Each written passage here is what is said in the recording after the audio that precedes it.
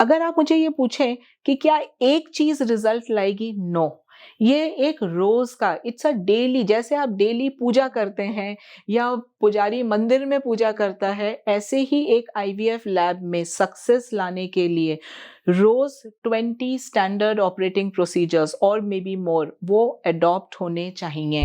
या can damage the uterus. ऐसे बहुत से केसेस आते हैं। कल ही एक केस आया है, 4 अबॉर्शंस हो गए, बार-बार डीएनसी हो रही थी कहीं।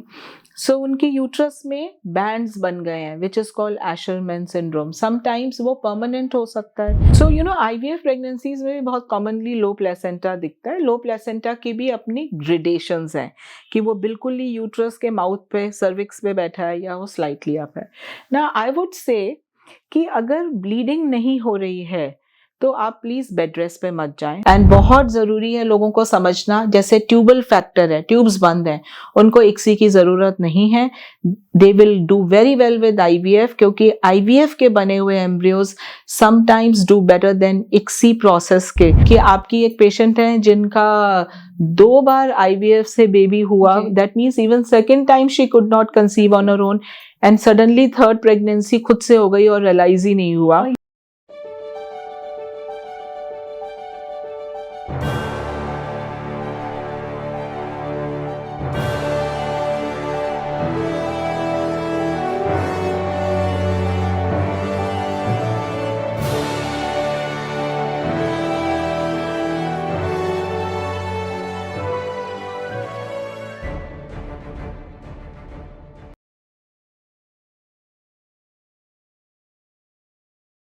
नमस्कार। आज का टॉपिक हमारे लिए बहुत स्पेशल है और आज की गेस्ट भी हमारे लिए बहुत स्पेशल हैं। She is a co-director and unit head of IVF at Sir Gangaram hospital. Hello ma'am. नमस्कार। मैम, बहुत ज़्यादा आईवीएफ के बारे में चर्चा होती है आजकल के ड्यूरेशन में, and IVF has become very common as a nowadays layman also knows कि आईवीएफ है क्या। अगर बच्चा नहीं हो रहा है, एकमात्र सोल्यूशन है आईवीएफ। कि कहाँ तक ये चीज सही है कि किसको आईवीएफ की जरूरत है और किसको नहीं, ये समझना कैसे पड़ेगा? देखिए, बहुत इजी है। अराउंड 15% कपल्स को इनफर्टिलिटी होती है। सो अगर 100 कपल्स ट्राई कर रहे हैं, सो हो सकता है 10 या 15 को प्रेगनेंसी अचीव करने में दिक्कत हो। अब इन कपल्स में से आईवीएफ की जरूरत शायद पड़ेगी 20 to 30% लोगों को। सो आप समझिए एक बड़ा चंक है जिनको आईवीएफ की जरूरत नहीं पड़ेगी, एंड स्मॉलर प्रपोर्शन है जिनको पड़ेगी। अब हम कैसे जाने कि किनको आईवीएफ की जरूरत है या बिल्कुल नहीं है? सिंपल है। अगर आपकी अनएक्सप्लेन इनफर्टिलिटी है, दैट मीन्स ट्यूब्स भी खुली हैं, सीमन भी ठीक है, और अभी आपकी एज कम है, जैसे फीमेल एज है 35 ईयर्स से कम, प्रेफरेबली आई वुड से 32 33 से कम है, एंड अभी शादी हुए या ट्राई करते हुए फॉर कंसेप्शन अभी ज्यादा टाइम नहीं हुआ है, 1 साल ही हुआ है, एंड सीमन पैरामीटर्स भी बिल्कुल नॉर्मल है, जिसको हम कहते हैं अनएक्सप्लेन इनफर्टिलिटी, उनको अभी आउट एंड आउट आईवीएफ की जरूरत नहीं है। या ट्यूबल टेस्ट हुआ, पता चला कि एक ट्यूब बंद है लेकिन एक खुली है, सो अभी इमीडिएटली आईवीएफ की जरूरत नहीं है। पीसीओ गर्ल्स, उनको ज्यादातर आईवीएफ की जरूरत बिल्कुल नहीं होती है। ये मिसकंसेप्शन है। नॉर्मल दवाओं से उनका फॉलिकल एग्स बन जाते हैं। तो ऐसे बहुत से कारण हैं जिनमें आईवीएफ की जरूरत नहीं है। ऑन द अदर हैंड, कब आप डिले मत करिए। जैसे आपको डायग्नोस हो गया या पहले से ही पता है कि सीवियर एंडोमेट्रियोसिस है, अर्ली डिसीजन लीजिए आईवीएफ के लिए। या दोनों ट्यूब्स बंद हैं बिकॉज ऑफ पेल्विक इन्फेक्शन और ट्यूबरकुलोसिस, या बहुत सीवियर मेल फैक्टर आया, सीमन पैरामीटर्स बहुत पुअर हैं, सीमन पैरामीटर्स में बहुत दवाएं काम नहीं करती, बहुत लिमिटेड फायदा होता है, या बिल्कुल ही स्पर्म्स नहीं है जो टेस्टिस में से निकालना ही पड़ रहे हैं, तो वो आउट एंड आउट आईवीएफ के लिए हैं कैंडिडेट्स, और इनको जाना चाहिए, जल्दी जाना चाहिए, because younger the age better are the results. या मैम, अभी ये तो रही आईवीएफ की बात जैसे हम करते हैं, कई बार आईवीएफ से रिलेटेड बहुत सारे क्वेश्चंस आते हैं कि अगर आईवीएफ करा रहे हैं तो क्या बच्चे के अंदर वही क्वालिटीज होंगे जो उनके पेरेंट्स में है? Lot of people think that way, जिनको ज्यादा नॉलेज नहीं है, जिनका बायोलॉजिकल बेबी नहीं होता है, उस कंडीशन में शायद ये चीजें नहीं होती हैं, तो इसको कैसे समझा जा सकता है? सो देखिए जेनेटिक ट्रेट्स तो फैमिली से आएंगे। अब जैसे अगर दोनों पेरेंट्स बहुत टॉल हैं जी तो द चांसेस कि बच्चा बाद में बहुत टॉल होगा इज देयर। ओके तो हमारे एक डोमिनेंट जीन्स है और एक रेसेसिव जीन है। लेकिन अगर आप चाहो कि एक इंडियन कपल का कॉकेशियन टाइप ब्लू आइड बच्चा हो, वो नहीं पॉसिबल है, because genetically we are not destined to have these kind of features. तो हमारे आईवीएफ मैम बहुत लोग सोचते हैं कि जिस तरह का बच्चा वो ड्रीम कर रहे हैं वैसा बच्चा उन्हें मिल जाएगा। हाँ, सो नेचुरली जो आप हैं वो बच्चा वैसा रहेगा। नाउ इंटेलिजेंस ऑल्सो, अगर आप ये देखिए कि अगर फैमिली में म्यूजिशियन होता है तो बच्चे अपने आप म्यूजिक पिक करते हैं। So maybe the environment is that of music in the house. तो आपका जो घर का एनवायरमेंट है, जो आपकी बेसिक इंटेलिजेंस है और जिस तरीके से आपकी रेयरिंग अप है, जिस ढंग से आप बॉर्न एंड ब्रॉट अप हैं, वो बहुत इन्फ्लुएंस करता है कि बच्चे की इंटेलिजेंस कैसी होगी। So all these things matter a lot while we are giving birth to a child. I think a lot, and mother during pregnancy क्या सोचती है, किस तरह का न्यूट्रिशन लेती है, is she very happy, कोई ऐसी चीजें तो नहीं कंज्यूम कर रही हैं जो बच्चे को हार्म कर सकती हैं, जैसे अल्कोहल या स्मोकिंग या सम काइंड ऑफ ड्रग्स। तो वो बहुत इंपॉर्टेंट है, वो डिसाइड करता है that what kind of a developmental issue the child will have. Ma'am अभी हमने बात की खाने पीने की, as we are sipping a cup of coffee, तो कैफीन का इनटेक बहुत सारे डॉक्टर्स बोलते हैं ड्यूरिंग प्रेगनेंसी नहीं करना चाहिए, ज्यादा नहीं होना चाहिए। व्हाई इज इट सो? कई लोग तो they're complete teetotalers or maybe dependent on coffee only. Right. So देखिए caffeine is also addictive and it can also affect the growth of the baby. So किसी भी चीज, anything in excess is not allowed. You can have up to 2 cups of light tea or coffee, which I allow to the patients. However, उससे ज्यादा I ask them to look for alternatives if they feel like drinking something. Ma'am अगर हम adverse effect की बात करें तो अभी किसी ने भी खुल के ये नहीं बताया कि चाय के एडवर्स इफेक्ट ड्यूरिंग प्रेगनेंसी क्या हो सकते हैं। सो मोस्ट इम्पॉर्टेंट है, जो भी ये बहुत एक्सेसिव टी टोटलर्स हैं या चाय पीते हैं या कैफीन पीते हैं, they can affect the growth of the baby, which is called growth restriction. So that is the most important side effect of these drugs. Having coffee can lead to all these coffee things. Yeah, because after all they do contain these products. So people should prohibit these things while being pregnant. Ma'am बहुत सारे questions में एक question ऐसा भी आता है, बहुत सारे ड्यूरिंग आईवीएफ जेनेटिक टेस्टिंग करते हैं, which is becoming common nowadays. पहले ये इतना कॉमन नहीं था, रेयर लोगों को हम बोलते थे, but why is becoming so common कि जेनेटिक टेस्टिंग अब हर आईवीएफ सेंटर रिकमेंड करता है मोस्टली? सो ये बहुत अच्छा आपने क्वेश्चन पूछा। सबसे पहले there is a limited indication of genetic testing, and genetic testing भी 3 रीजन से होती है ऑन एम्ब्रियोज। 1 कि एज ज्यादा है, मैटरनल या फादर की एज ज्यादा है, हम नहीं चाहते कि बच्चे को जैसे डाउन सिंड्रोम हो, तो एक नॉर्मल स्क्रीनिंग ऑफ एम्ब्रियोज होती है विच इज कॉल्ड PGT-A. दूसरा होता है कि जहां हमारे पास कपल्स आते हैं, like my centre is a centre of excellence eight Sir Gangaram hospital, जहां पे मल्टीपल एबॉर्शंस हो रहे हैं एंड वहां पेरेंट्स में से कोई ना कोई एक कैरियर है of a genetic defect like translocation और deletion.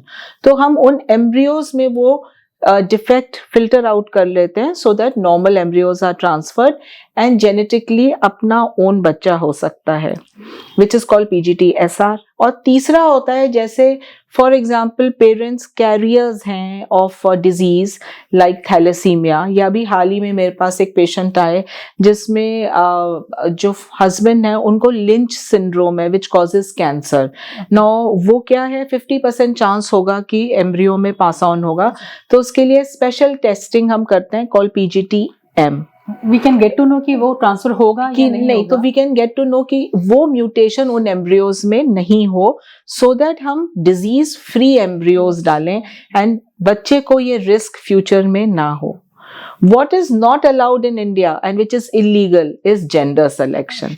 So this is absolutely not done for any reason. But gender selection की जहाँ तक हम बात करते हैं ma'am, we completely understand India में अलाउड नहीं है, but for other countries it is allowed and we can get to know. अगर IVF करा रहा है कोई, वो जान सकता है इट्स अ बॉय और a girl, right?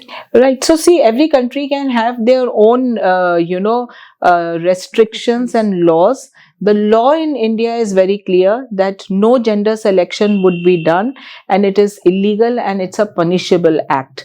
Number 2, even if there are some X-linked disorders, that also is not declared. It is only told that the embryo will have a sex-linked disorder. However, the gender of the embryo is never declared. But ma'am, nowadays the people who are into a class section, they can afford to go to the other countries, they get it done from there. Well, it is still illegal for Indians to go, and Okay. it is absolutely their own decision, which we cannot force on them. However, in India, This is not allowed. This is not allowed and neither promoted.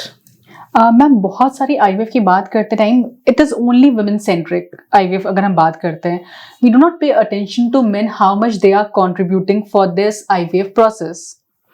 So, it's a very emerging evidence which is coming out, which says that the paternal health is as important as maternal health.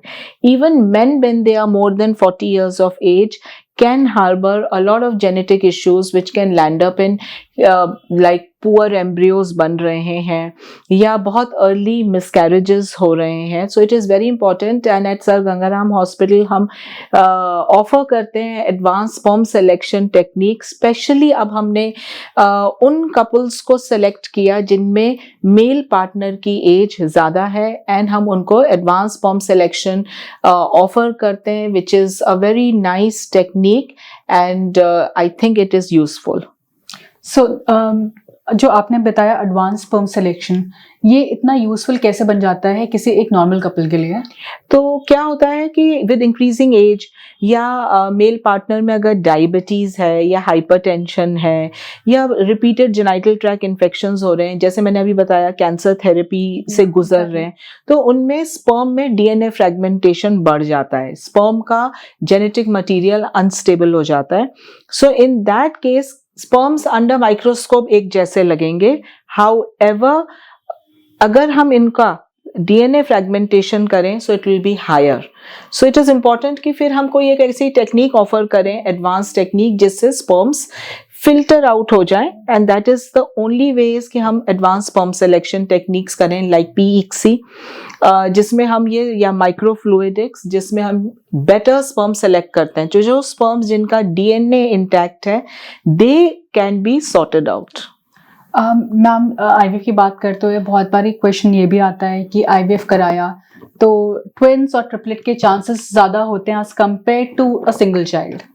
Why is it so? मतलब बहुत सारे लोगों ने they have been through the. So आज तक most of the couples who come to me, they feel कि अगर हमें ट्विन्स हो गए, nobody is asking for triplets because लोग उससे तो घबराते हैं.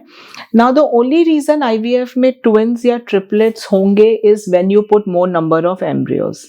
अब आप ज़्यादा embryos क्यों डालना चाहेंगे? Maybe आपका implantation rate जो है वो एक limited है in IVF. However, जब आपका लैब बहुत हाई क्वालिटी परफॉर्मेंस देता है, तो नेचुरल है कि आपका इम्प्लांटेशन बहुत हाई होगा आपके लैब का, एंड फिर आप वो नंबर ऑफ एम्ब्रियोज कम कर देंगे. We are very happy to say कि हम लास्ट 10 years से 90% of the times we do single embryo transfer. Now it is single pregnancy होनी बहुत इंपॉर्टेंट है, बिकॉज जैसे ही आपका आईवीएफ होता है, आप सुनते हैं अरे प्रेगनेंसी तो हाई रिस्क हो गई. No, this is not correct.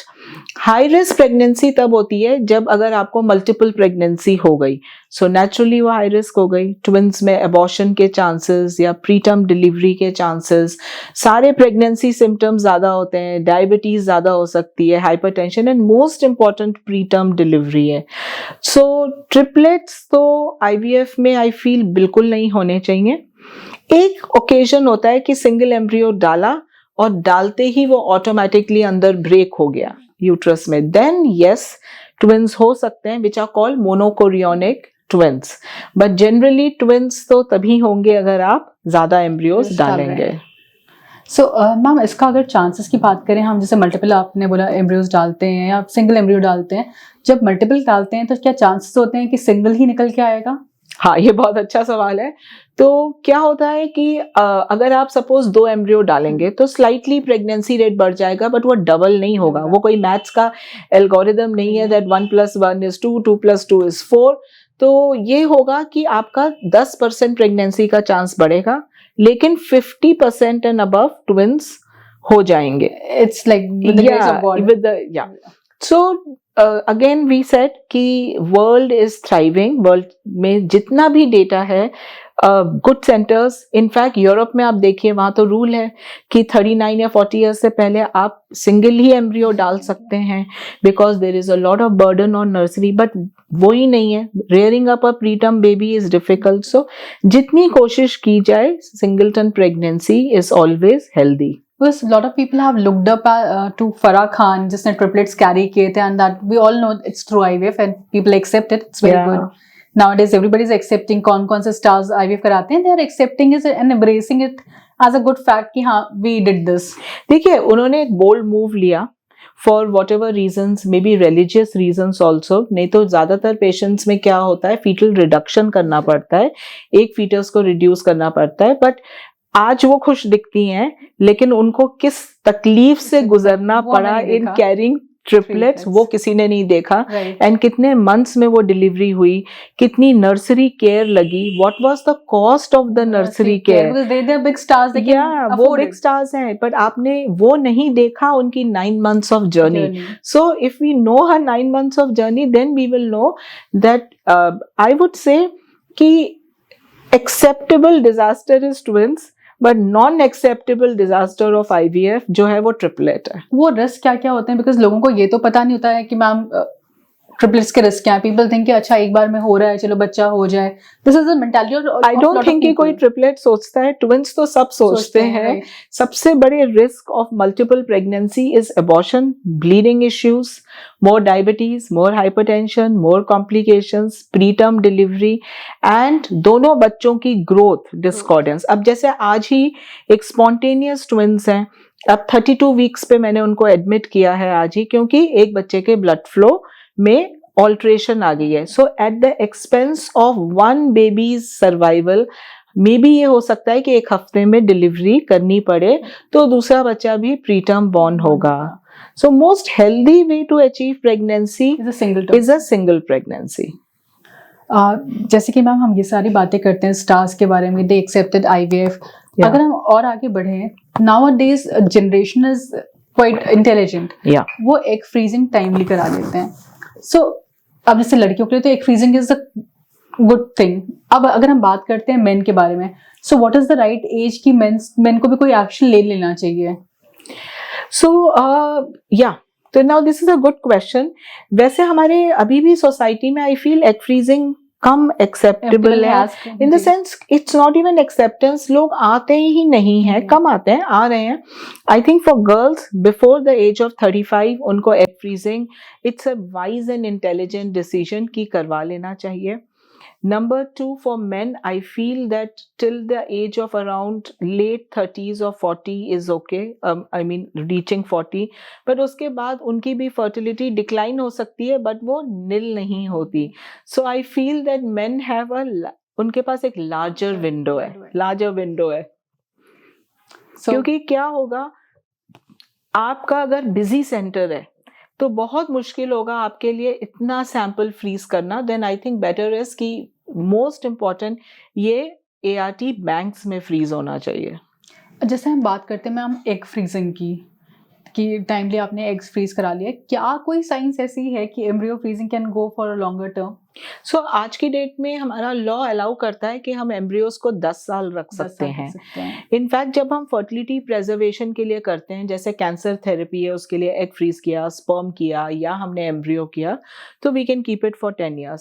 But after 10 years अभी हमारा लॉ उसको अलाउ नहीं करता. So couples will have to go to the ART board और बोर्ड से परमिशन लेनी पड़ेगी. Maybe they will have to go to the court to get the permission कि वो उसका extension लाएं. So how safe it is? अगर हमने एम्ब्रियो की बात करी मैम, तो एम्ब्रियो कितना 10 years, मतलब as a layman अगर मुझे नहीं पता तो मुझे लगेगा वो डिटेरिएट हो रहा है एवरी ईयर. बिल्कुल आप ठीक कह रहे हो. देखिए हर living organism over a period of time कहीं ना कहीं डेटियोरेट करेगा. Our experience is that 5 to 6 years generally we have the same pregnancy rate. In fact हमने अपने सेंटर में अबाउट 9-year-old भी एम्ब्रियो डाला है and it landed up in pregnancy. But जैसे जैसे 5 साल के बाद टाइम निकलेगा, देन हो सकता है कि मिसकैरेज रेट Clock is उसमें बढ़े. ticking in that that case. Clock is ticking, क्योंकि हर लिविंग जो है ऑर्गेनिज्म वो अपना एक नॉन नेचुरल डिके करेगा. सो बहुत सारे मिथ्स हमारे ऐसी सब चीज़ों को लेके मैम होते हैं, जैसे प्रेगनेंसी की बात करी. अगर हम अपार्ट फ्रॉम आईवीएफ बात करते हैं, किसी फीमेल को अबॉर्शंस रेगुलरली हो रहे हैं, मतलब 3-4 हो चुके हैं, Yeah. उसकी बॉडी पे वो कितना इफेक्ट डालता है मैम? बिकॉज लोगों को ये तो रियलाइजेशन नहीं होता, बिकॉज दे से कि चलो अबॉर्शन हुआ, now you are okay, second बार हुआ, ओके. आई थिंक वो हर तरीके से बहुत डिस्ट्रेसिंग है, physically, mentally, financially, socially. I think हर तरीके से, क्योंकि माँ ना बन पाना या पेरेंटहुड ही अचीव ना कर पाना, why I should say only the female, exactly. But problem है कि because female is suffering physically also, बार बार डीएनसी करवाना, टर्मिनेशंस करवाना can damage the uterus. Can damage the uterus. या कैन डैमेज द यूट्रस. ऐसे बहुत से केसेस आते हैं. कल ही एक केस आया है, 4 अबॉर्शंस हो गए, बार बार डीएनसी हो रही थी कहीं, सो उनके यूट्रस में बैंड्स बन गए हैं, which is called Asherman syndrome. Sometimes वो परमानेंट हो सकता है. सो बहुत इंपॉर्टेंट है कि अगर 2 मिसकैरेजेस और से ज़्यादा हों तो हमें प्रॉपर इन्वेस्टिगेशन कराना चाहिए. कई बार मैम ऐसा देखा जाता है कि while going through this IVF process, low placenta होता है, या नॉर्मल प्रेगनेंसी में भी लो प्लेसेंटा होता है, और औरतों को बोला जाता है कि बेड रेस्ट करो. So is it good to go for a bed rest during this period? So you know IVF pregnancies में भी बहुत कॉमनली लो प्लेसेंटा दिखता है. लो प्लेसेंटा की भी अपनी ग्रेडेशंस हैं कि वो बिल्कुल ही यूट्रस के माउथ पे, सर्विक्स पे बैठा है या वो स्लाइटली अप है. ना आई वुड से कि अगर ब्लीडिंग नहीं हो रही है तो आप प्लीज बेड रेस्ट पे मत जाएं, because see bed rest makes your muscles waste हो जाएंगी. जो चीज़ें हम अवॉइड करने को कहते हैं, बहुत long distance travel, jerky movements and intercourse, sexual contact with the partner. However, low placenta does not mean कि हर वक्त प्रॉब्लम होगी ही होगी. So please do not go on bed rest. Ma'am, since we are talking about IVF and IVF centres, तो किसी भी IVF centre वो कैसे decide करता है कि उसको एडवांस प्रोसीजर्स करने चाहिए? ये एक बहुत अच्छा सवाल है. देखिए, जब आईवीएफ सेंटर्स में आईवीएफ होता है तो सबसे पहला स्टेप है advanced embryos banana, which is blastocyst. आपको सिर्फ डे 3 एम्ब्रियोज पे नहीं रुकना है, गो टू ब्लास्टोसिस्ट एंड वो ज़्यादा से ज़्यादा बनने चाहिए. सेकेंड, आपको अपना डेटा रखना है. Third, a center should have a big team of embryologists, full-time embryologists. ये नहीं कि बहुत बैचेस में हो रहे हैं तो एक एम्ब्रियोलॉजिस्ट सिर्फ 3-4 दिन के लिए ही अवेलेबल है, उसमें रिजल्ट्स कॉम्प्रोमाइज होते हैं. अगर आप मुझे ये पूछें कि क्या एक चीज रिजल्ट लाएगी, नो. ये एक रोज का, इट्स अ डेली, जैसे आप डेली पूजा करते हैं या पुजारी मंदिर में पूजा करता है, ऐसे ही एक आईवीएफ लैब में सक्सेस लाने के लिए रोज 20 स्टैंडर्ड ऑपरेटिंग प्रोसीजर्स और मे बी मोर वो अडॉप्ट होने चाहिए आपकी टीम को. सो चीफ एम्ब्रियोलॉजिस्ट का बहुत बड़ा रोल है. Embryologist should talk to the patients. जिन सेंटर्स में एम्ब्रियोलॉजिस्ट बात करते हैं पेशेंट से, they will always have better results, because वो समझ रहे हैं what is the lab problem या उनके में क्या प्रोसीजर करना है. So every day a high quality of number of incubators. अगर आपके 100 केसेस हो रहे हैं तो like in our lab we have more than 7-8 incubators, a big team of 5 full time embryologist, senior clinicians. आपके media, culture conditions, temperature, pH, हर चीज एक फिनेस होगी. शॉर्ट अगर से बोले कि एक आईसीयू होता है मॉनिटर करने के लिए, may be somewhat this kind of a thing for an embryo, जब तक वो 5 डे या 3 डेज तक नहीं अचीव करता है, देखते रहते. देखिए, 3 डेज तक ज्यादातर एम्ब्रियोज आ जाएंगे. चैलेंज आती है वहां से ब्लास्टोसिस्ट बनाने में. Why it is always called 3 day and 5 day का बेस्ट होता है? ये कौन सा बेस्ट होता है, हमें ये भी जानना है. बेस्ट होता है व्हेन इट कैन, बिकॉज क्या होता है 3 डेज के बाद एम्ब्रियो को अपनी मशीनरी खुद एक्टिवेट करनी है. तो आफ्टर 3 डेज आपको दिखेगा कि बहुत सारे एम्ब्रियोज ग्रो करना बंद कर देते हैं. So it is important to go to blastocyst, क्योंकि यूट्रस में वो एम्ब्रियो उसी से गुजरेगा. सो दिस इज उसी से गुजरेगा. सो आपकी फ्रीजिंग टेक्निक्स बहुत सुपीरियर होनी पड़ेंगी, एम्ब्रियो सर्वाइवल बहुत सुपीरियर होना पड़ेगा. तो जब आप इसको अचीव करोगे तो अपना डेटा रखना और उसको एनालाइज करना बहुत ज़रूरी है. फिर आप एडवांस टेक्निक्स पे जाएं, जैसे genetic screening of embryos, advance sperm selection techniques, तब आप उन पे पहुँचें, या इन विट्रो मैचुरेशन. मैम बहुत सारे लोगों को सुनने को मिलता है कि हमारी इक्सी नहीं हुई तो आईवीएफ उतना बढ़िया नहीं हुआ, या एनीथिंग लाइक दैट. उनके दिमाग में होता है कि ICSI is a mandatory procedure for IVF. Why is it सो? क्योंकि आजकल ना पेशेंट्स गूगल बहुत देखते हैं, तो उनको लगता है कि इक्सी एक वंडरफुल टेक्निक है जिससे चांसेस बढ़ जाते हैं. हाँ, बट एक आप समझिए, अगर आपको किसी स्टेट में घुसना है, एक सिटी में जाना है, तो आप बिना स्टेट में जाए तो उस सिटी में पहुंच नहीं सकते. यूपी में जाना है तो, लखनऊ जाना है तो यूपी में तो आना ही है. सो आईवीएफ जो है वो ब्रॉडर टर्म है. आईवीएफ एक प्रोसेस है, आईवीएफ एक फर्टिलाइजेशन का तरीका है, और उसमें एक फर्टिलाइजेशन का तरीका है इक्सी. एक तरीका का है इक्सी, जिसमें एक स्पर्म को पिक करके एग में इंजेक्ट किया जाता है. But I would definitely suggest कि सारे एग्स को इक्सी से नहीं गुजरना चाहिए, बिकॉज जो कन्वेंशनल आईवीएफ से एम्ब्रियोज बनते हैं आर वेरी सुपीरियर. एंड बहुत ज़रूरी है लोगों को समझना, जैसे ट्यूबल फैक्टर है, ट्यूब्स बंद हैं, उनको इक्सी की ज़रूरत नहीं है. They will do very well with IVF, क्योंकि आईवीएफ के बने हुए embryos sometimes do better than ICSI process के. सो इक्सी इज फॉर, जैसे सीवियर मेल फैक्टर है, स्पर्म्स बहुत पुअर हैं, सर्जरी से निकाले गए हैं sperms from testis, definitely ICSI होगी. या अनएक्सप्लेन्ड इनफर्टिलिटी है, तो हम लोग हाफ एग्स पे इक्सी करते हैं, हाफ पे conventional IVF. So ICSI is just not possible unless N IVF is performed. जैसे हमने बात करी इक्सी प्रोसेस के बारे में, आईवीएफ के बारे में, सो बहुत सारे लोगों का दिमाग में ये भी क्वेश्चन आता है सरोगेसी से रिलेटेड मैम, कि आईवीएफ और surrogacy are part of two different, like एक ही चीज़ है, लाइक टू डिफरेंट स्ट्रीम्स हैं. सरोगेसी का क्या पूरा प्रोसेस होता है और आईवीएफ कैसे डिफरेंट होता है, ये लोगों के जानने के लिए जरूर बताएं. देखिए, surrogacy is a very small part of IVF. Surrogacy is a term, वो टर्म है कि जहाँ पे एक lady for some reason baby carry नहीं कर पा रही, चाहे उनकी यूट्रस फ्रॉम बर्थ एब्सेंट है, टोटली डैमेज्ड है, रिमूव्ड है, for whatever reason. So she is taking help of another lady जो उनके ही आईवीएफ से बने हुए एम्ब्रियोज को कैरी करेगी. She is just the carrier. She is just a carrier, but the process जो लैब में हुआ है वो है IVF. Anybody can become a carrier, ma'am, like that. So there is a specification, there are very strict rules. तो government ने अब ये बोला है कि they have to be voluntary surrogates, जिसको हम एल्ट्रुइस्टिक कहते हैं. एक एज लिमिट बांधी गई है सरोगेट की. सरोगेट का एक बेबी होना चाहिए, खुद का एक बेबी होना चाहिए लिविंग. आप जिंदगी में एक ही बार एक बेबी कर सकते हैं through surrogacy. If you already have one child then you can't go for surrogacy unless वो बच्चा मेंटली challenged है. So there are many strict rules and you have to go through a surrogacy board.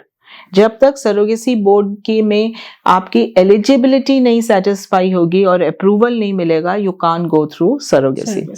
अगर जैसे बात करी surrogacy के, like female being called a carrier for a surrogacy, तो अगर हम इसकी बात करते हैं उसमें कोई रिस्ट्रिक्शंस होते हैं मैम कि particular person can not become a surrogate because of this reason? हो सकता है उनकी कोई मेडिकल कंडीशंस हो. सो हर सरोगेट को एक थरो मेडिकल चेकअप से गुजरना है. They have to get a medical fitness, उनको एक साइकोलॉजिकल फिटनेस करानी है and an approval from the surrogacy board. उसके बिना वो सरोगेट नहीं बन सकते. All these patterns like mean moves are followed and then only yes they have everything. उनका सारे ब्लड टेस्ट होंगे, अल्ट्रासाउंड्स होंगे, हिस्ट्री होगी, उनका एक्सरे होगा, ईसीजी, सब कुछ होगा.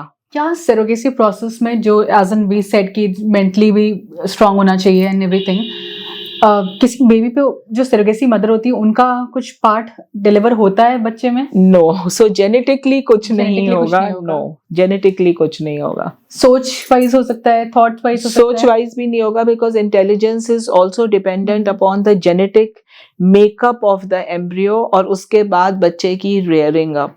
Thank you so much for clearing this question ma'am. बहुत सारे लोगों को लगता था अभी तक कि सरोगेट मदर जो होती है उसके जीन्स या उसका थॉट प्रोसेस ट्रांसफर होता है मदर पे, जो the one who she is I think जो बहुत इम्पोर्टेंट है, कोई भी प्रेग्नेंट लेडी हो, चाहे वो सेल्फ हो सरोगेट हो, उनको अपने nutrition, some kind of exercise and being happy, वो जरूरी है। ये हमने बात करी थी मैम सरोगेसी के बारे में। There lot more questions in day to day life of a woman. आपको क्या लगता है कि जैसे सिंगल बेबी हमने बात करी, सिंगल बेबी प्लान कर लिया, कई केसेस में ऐसा होता है कि अपने आप नेचुरल प्रेगनेंसी सेकंड बेबी में आ गई, ऐसा क्यों होता है? हाँ, ये बहुत, in fact today itself somebody told me कि आपकी एक पेशेंट है जिनका 2 बार आईवीएफ से बेबी हुआ, that means even second time she could not conceive on her own and suddenly third pregnancy खुद से हो गई और रियलाइज ही नहीं हुआ। ये why this happens? And recently I just saw, so there is a terminology called unexplained infertility. अब unexplained infertility में शायद 2 चीजें हो रही हैं, या तो प्रेगनेंसी में जो प्रोजेस्ट्रॉन हार्मोन है, तो जो सटल डिफेक्ट्स हैं अंदर लाइक एंडोमेट्रियोसिस, वो बेटर हो गए। दूसरा, एक बेबी होते ही the stress factor, I think वो बहुत कम है, the happiness comes in, and शायद वो एक बहुत इंपॉर्टेंट एस्पेक्ट है of natural pregnancy.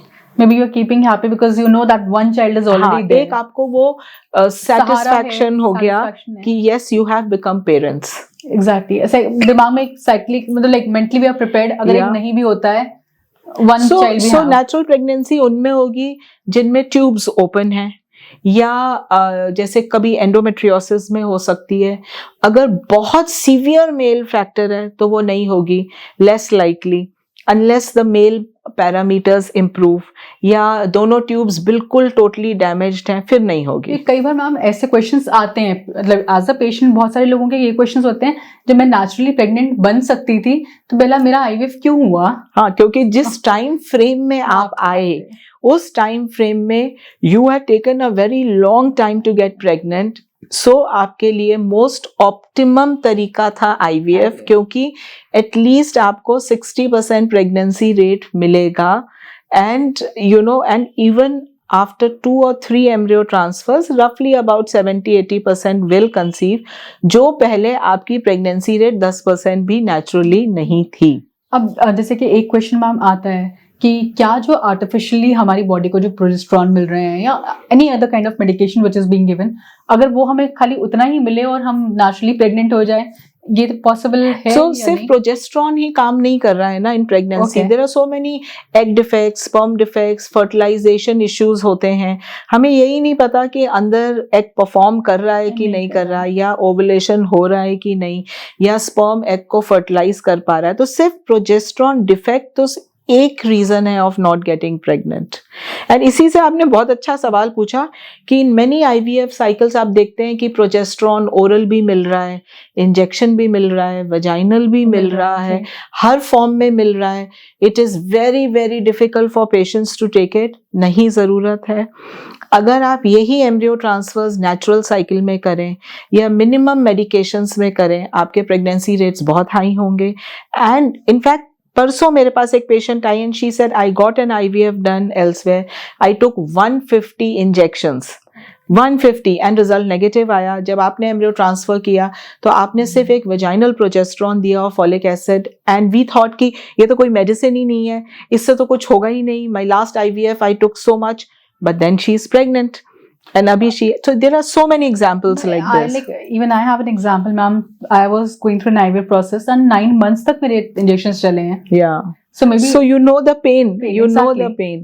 So what is important is कि सिर्फ IVF ही नहीं करना, making IVF process simple, easy कि and acceptable and patients उसको दोबारा करा पाएं या तीसरी बार भी करा पाएं is very very important as an IVF specialist.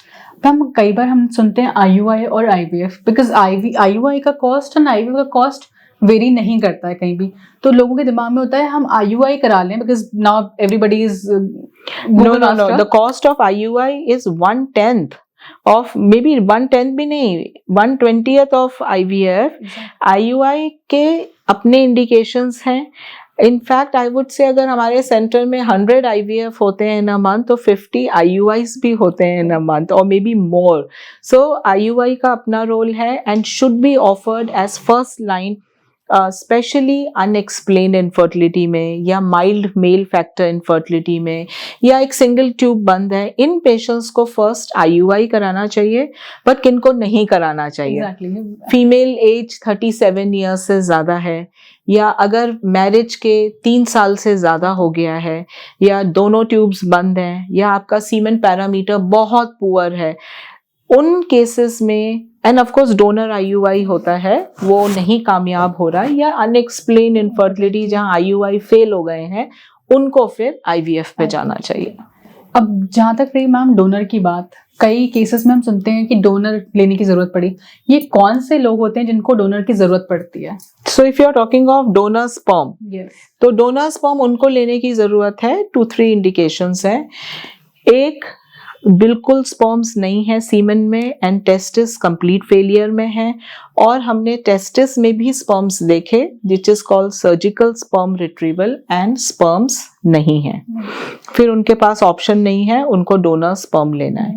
या कोई कैंसर था जिसकी वजह से टेस्टिस निकालनी पड़ी, या कोई ऐसी जेनेटिक डिजीज है जो वो नहीं चाहते कि बच्चे में जाए, तो वो डोनर स्पर्म का यूज करेंगे. या स्पर्म्स 100% एबनॉर्मल हैं, नॉट ब्रिंगिंग एनी फर्टिलाइजेशन. सो ये हैं इंडिकेशंस ऑफ डोनर स्पर्म. और अगर हम दूसरे केस की बात करते हैं with respect to women, donor eggs. Donor egg normally offer होता है to women above the age of 40 years अगर उनकी ओवेरियन कंप्लीटली फेलियर है, बिकॉज जैसे जैसे एज बढ़ती जाएगी the egg performance reduces. Second indication of donor है इवन इन यंगर गर्ल्स जिनकी ओवरीज प्री मेच्योरली फेल हो गई हैं या रिपीटेड IVF साइकिल्स में, या ना तो वो नेचुरली प्रेग्नेंट हो रहे हैं और रिपीटेड IVF साइकिल्स में हमें दिख रहा है कि एग डिफेक्ट्स हैं, very poor eggs, very poor embryos, then they can. and एक small indication है repeated miscarriages जहाँ कोई कारण नहीं पता चला and हमें लगता है शायद egg is the reason. So इन सब केसेस में ही खाली हमें डोनर्स की जरूरत पड़ती है. Apart from these reasons, no donor is required. Biological baby? Yeah, so in our center donor cycles are maybe 10 or less than 10%. Unlike first preference किसी भी डॉक्टर का बायोलॉजिकल बेबी होना चाहिए मैम. 100%. आई थिंक सबका M होना चाहिए biological baby. That's a good one, ma'am. And thank you, ma'am, for so much information regarding IVF and the other information as well regarding women also. आपने बहुत सारी चीजें हमारी क्लियर करी आज के सिनेरियो को लेकर कि बहुत सारे लोगों को बहुत सारी इन्फॉर्मेशन होती ही नहीं है. IVF का मतलब हम समझते थे it's just a ready-made baby which is given by the doctor. Yes, and to all my viewers, I want कि we will keep giving you good information, correct information, honest information and ethical information. So you can message us at my clinic's number and we would be happy to know कि आप और क्या सुनना चाहते हैं, किस तरीके अपने questions clear करना चाहते हैं. So they can raise their questions any point of time and we'll get back to you on the same.